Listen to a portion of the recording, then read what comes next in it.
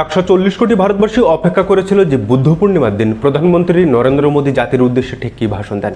আর এই 22 মিনিটের ভাষণে প্রধানমন্ত্রী বারবার বুঝিয়ে দিয়েছেন যে সন্ত্রাসবাদের বিরুদ্ধে ভারত জিরো টলারেন্স নীতি নিয়ে চলবে। সন্ত্রাসবাদের প্রত্যেকটা ঘাঁটি নষ্ট করে তবেই ভারত দম নেবে এবং সার্জিক্যাল স্ট্রাইক, এয়ার স্ট্রাইকের পর অপারেশন সিন্দুর হবে সন্ত্রাসবাদের ক্ষেত্রে নিউ নর্মাল পরিস্থিতি।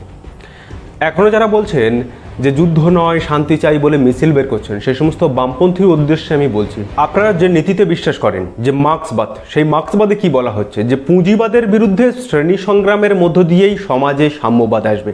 কিন্তু আজকের দিনে পুঁজিবাদী যে অর্থনীতি ব্যবস্থা, আপনারা সেটাকে টার্গেট করছেন আমেরিকার উপরে। আমেরিকার সর্বগ্রাসী যে সাম্রাজ্যবাদের নীতি প্রত্যেকটা দেশকে নিজের ছায়ায় রাখা, নিজের করায়ত্ত রাখা, কথা ভুল নয়। কিন্তু আপনারা কি বলতে পারবেন যে মার্ক্সবাদের উপর ভিত্তি করে সোভিয়েত রাশিয়া গড়ে উঠেছিল, সেই সোভিয়েত রাশিয়াকে কেন এতবার যুদ্ধ করতে হলো? যে চীন এই মার্ক্সবাদের উপর ভিত্তিতেই গড়ে ওঠা, সেই চীন কেন পাকিস্তানকে সাপোর্ট করলো? এর উত্তর কি বলবেন? রাশিয়া বিগত 39 মাস ধরে ইউক্রেনের সঙ্গে যুদ্ধ করছে, তাহলে সেই বেলায় আপনারা কেন মিছিল বের করলেন না? তার মানে কি ভারতের যে 26 জন মানুষ, নিরীহ নিরস্ত্র পর্যটককে জঙ্গিরা ধর্মের নামে, মজহবের নামে মেরে চলে গেল, সেটা ভারত সহ্য করবে? ভারত যদি যুদ্ধ করে তখন সেটা শান্তির বিরুদ্ধে। মহাভারত কি পড়েছেন? না, সেটাও পড়েন না।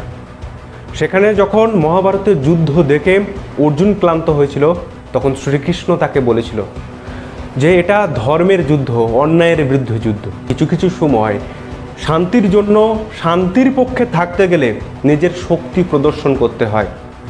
ভারত এই দক্ষিণ পূর্ব এশিয়ার যে একটা শক্তিশালী দেশ হয়ে উঠছে, সে বিষয়ে তো কারোর কোনো সন্দেহ এবার থাকা উচিত নয়। কারণ ভারতের এয়ার ডিফেন্স সিস্টেম যেভাবে পাকিস্তানকে নাস্তানাবুদ করে ছেড়েছে, কিংবা ভারতের যে মিসাইল, আর সেই সঙ্গে অবশ্যই বলতে হবে ভারতের 3 মিলিটারি ফোর্স, সে স্থলবাহিনী হোক, সেনাবাহিনী হোক, নৌবাহিনী হোক কিংবা এয়ারফোর্স, প্রত্যেকেই যে বীরত্বের সঙ্গে যুদ্ধ করেছে, সেই যুদ্ধে পাকিস্তানকে নাস্তানাবুদ করে ছেড়েছে। দেখুন, এটা সত্য কথা যে আমরা কেউই যুদ্ধ চাই না, কারণ যুদ্ধ একটা দেশকে 10টা বছর পিছিয়ে দেয়। সে অর্থনৈতিকভাবে হোক কিংবা রাজনৈতিকভাবে হোক কিংবা বিভিন্ন পরিকাঠামো দিক থেকে, সব দিক থেকেই একটা দেশ পিছিয়ে যায়। কিন্তু একটা দেশ বিগত 50 বছর ধরে, কিংবা যদি স্বাধীনতার সময়কাল থেকে ধরি, তাহলে বিগত 77-78 বছর ধরে পাকিস্তান ক্রমাগত ভারতের বিরুদ্ধে এই রকম জঙ্গি প্ররোচনা দিয়ে আসছে। এখন ভারত যদি তার উপযুক্ত জবাব দেয়, তাহলে সেটা কি করে ভারত শান্তির বিপক্ষে চলে গেল? আপনারা যেসব যুক্তি দিচ্ছেন, সেই যুক্তি যদি ধরি, তাহলে আপনার বাড়িতে যদি একটা চোর চুরি করে, তাহলে আপনি সেই চোরকে ধরে ছেড়ে দেবেন? চোরকে ধরে পিটবেন না? তাহলে বলছেন যে না, আমি চোরকে মারবো না, চোরকে ছেড়ে দেবো, তাকে বুঝিয়ে ভালো বলে জল খাইয়ে, মিষ্টি টিষ্টি খাইয়ে ছেড়ে দেবো। এটা কি কোনো কাজের কথা? এটা কি ধরনের বামপন্থা? এটা কি ধরনের নীতি আপনারা বলতে পারেন?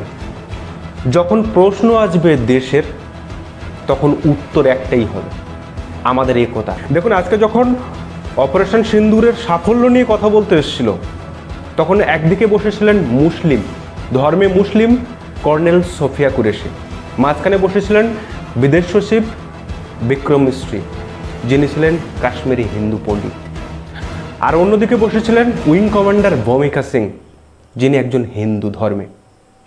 ভারত পাকিস্তানকে এটা নির্দেশ দিল যে তোমরা যতই ধর্মের নামে ভারতকে বিভক্ত করতে চাও না কেন, ভারতের এই ঐক্য, ভারতের বিবিধের মাঝে দেখো মিলন মহান, এই ঐক্য ভারতের সবচেয়ে বড় একতা। সেই একতা কোনোদিন কারুর না ভাঙতে পেরেছে। সুলতান মাহমুদ থেকে গজনি অনেকবারই তো ভারত আক্রমণ হয়েছে, ব্রিটিশরা 200 বছর ধরে ভারতকে শাসন করে গেছে, এই ঐক্য কিন্তু ভাঙা যায়নি। প্রধানমন্ত্রী এই ভাষণে আরও একটা কথা বলেছেন, ট্রেড এবং টেরর, টক এবং টেরর একসঙ্গে কখনো হবে না। এরপর যদি পাকিস্তানের সঙ্গে কথা হয়, তবে সেটা একমাত্র কথা হবে টেরর নিয়ে, আর কথা হবে পিওকে, মানে পাক অকুপাইড কাশ্মীর নিয়ে। এতদিন পর্যন্ত কোনো প্রধানমন্ত্রী দেশের এইভাবে ডিরেক্ট পিওকে নিয়ে কথা বলেনি, আর এটা ডোনাল্ড ট্রাম্পকেও বুঝিয়ে দেওয়া হলো যে ভারতের এই সমস্যাটা, ভারত পাকিস্তানের এই কাশ্মীর নিয়ে সমস্যাটা ভারত পাকিস্তানই সলভ করবে, কোনো পড়শি দেশ, কোনো বন্ধু দেশ এখানে আসতে পারবে না। এটা ভারতের নিজস্ব বিষয়। ডোনাল্ড ট্রাম্প এতদিন যে অস্ত্র বিক্রি করতো বিভিন্ন দেশকে, তার একটা বিশাল অঙ্কের মুনাফা হতো আমেরিকার এই অস্ত্র বিক্রি করে। আজকে অস্ত্র বিক্রি করছে ভারতকেও, অস্ত্র বিক্রি করছে পাকিস্তানকেও। যুদ্ধটাকে এদিকে থামাতে চায়। কি ধরনের হিপোক্রেসি বুঝতে পারছেন আমেরিকার? তারপরেও ভারত মেন যে এয়ার ডিফেন্সের অস্ত্রগুলো সেগুলো কিন্তু কিনেছে রাশিয়ার থেকে। আর রাশিয়ার S-400 যেটা সুদর্শন চক্র, মাঝ আকাশে পাকিস্তানের 300-400 ড্রোন মিসাইল ধ্বংস করে দিয়েছে। ভারতীয় এয়ারফোর্সের যে বিমানগুলো, আমেরিকার F-16, F-17 5th জেনারেশনের যে ফাইটার জেটগুলো, সেগুলোকেও ধ্বংস করেছে ফ্রান্সের রাফেল দিয়ে। ফলে একদিকে চীনের এয়ার ডিফেন্স সিস্টেম ভারত নষ্ট করেছে, অন্যদিকে আমেরিকার যে বিমান সেগুলোকেও ভারত ধ্বংস করেছে। প্লাস ভারতের যে দেশীয় প্রযুক্তিতে তৈরি যে সমস্ত অস্ত্রশস্ত্র যেগুলো DRDO থেকে তৈরি হয়, সেগুলো আজকে কতটা ফলদায়ক, কতটা ফলপ্রসূ সেটা সারা বিশ্ব দেখেছে। যে কারণে কিন্তু ইউরোপীয় ইউনিয়নের কোনো দেশ কিংবা আমেরিকা ভারতের এই সাফল্যকে কিন্তু সেইভাবে প্রচার করেনি। কেন বলুন তো? কারণ এতে তো আমেরিকার লস, কারণ আমেরিকার অস্ত্র বিক্রি বন্ধ হয়ে যাবে। তবে ভারত কিন্তু বিশ্বকে একটা বার্তা দিল যে নিজের দেশীয় প্রযুক্তিতে তৈরি অস্ত্রশস্ত্র দিয়ে সারা বিশ্বের কাছে এক অন্যতম এক্সপোর্টার দেশ হবে অস্ত্র বিক্রি করতে। আপনারা যারা শেয়ার মার্কেট সম্পর্কে খোঁজ খবর রাখেন তারা দেখবেন যে BDL মানে ভারত ডায়নামিক্স বিগত একদিনের মধ্যেই 11% লাভ মেরেছে।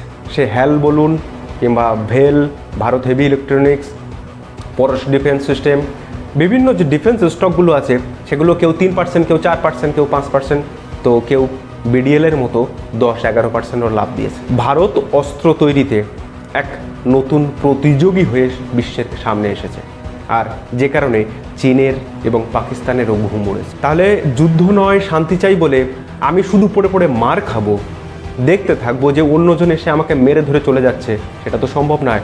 ভারত আর এখন সেই দেশ নয় যাকে বলবেন এক গালে চড় মারো, আমি আর এক গালটা বাড়িয়ে দেবো। সেই ভারত এখন আর নেই। ভারত এখন প্রত্যুত্তর দিতে জানে, কিভাবে, কখন, কতটুকু দিতে জানে সেই ক্ষমতা ইন্ডিয়ান আর্মির আছে, ইন্ডিয়ান এয়ারফোর্সের আছে, ইন্ডিয়ান নেভির আছে। এই ভাষণে প্রধানমন্ত্রী এও বলেছেন যে সিন্ধু জলচুক্তি যে বাতিল করা হয়েছে সেটা একই রকম থাকবে। কারণ পাকিস্তানকে 14 দিন সময় দেওয়া হয়েছিল যে টেরর বা সন্ত্রাসবাদের বিরুদ্ধে পদক্ষেপ নেওয়ার জন্য, কিন্তু সে নেয়নি।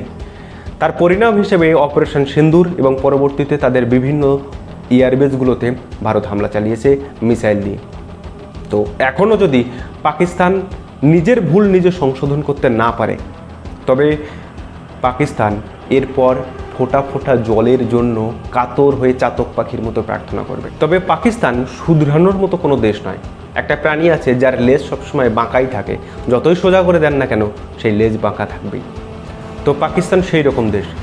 পাকিস্তানের সামনে এখন দুটোই রাস্তা খোলা আছে, হয় টেরর বন্ধ করতে হবে, তবেই ভারতের সঙ্গে আলোচনার টেবিলে বসবে, আর নতুবা ভারতের সঙ্গে একটাই কথা হবে, এক টেরর এবং অন্যটা POK নিয়ে। এবার পাকিস্তানের সামনে অপশান খোলা রইল, পাকিস্তান এবার কি করবে। তবে এই যুদ্ধ সাময়িকভাবে স্থগিত রইল। তবে পাকিস্তান যদি একই রকম বাঁদরামো আবার করতে শুরু করে, তবে হয়তো পাকিস্তান নামক দেশটিকে এবার ইতিহাসের পাতায় খুঁজতে হবে। যাই হোক, আজকের ভিডিও এখানেই শেষ করলাম। আর ভিডিওটি যদি আপনাদের ভালো লাগে তাহলে অবশ্যই বন্ধুদের মধ্যে শেয়ার করে দেবেন এবং চেনা জানা মানুষের মধ্যে শেয়ার করে তাদেরকেও জানার সুযোগ করে দেবেন। তো দেখা হচ্ছে পরে কোনো ভিডিওতে, ততদিন ভালো থাকবেন, সুস্থ থাকবেন।